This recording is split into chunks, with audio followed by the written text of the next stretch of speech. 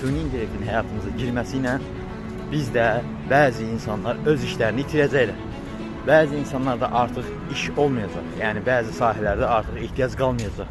Bəzi sahələrdə iş imkanları tamamilə azalacaq və işsiz qalacaqlar müəyyən bir sahənin insanları.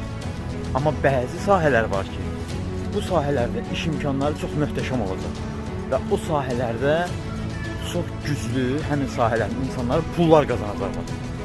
Bu sahələr hansılar? Bax, bu sahələr əl əməyi ilə işləyən insanlar, dülgərlər, elektriklər, santexniklər, maşın ustaları və əl əməyi ilə işləyən insanlar bu süni intellektin inkişafı ilə birlikdə onlara çox ehtiyac olacaq və onlar çox gözəl pullar qazanacaqlar. Ona görə, yəni nəticə etibarı peşə təhsili.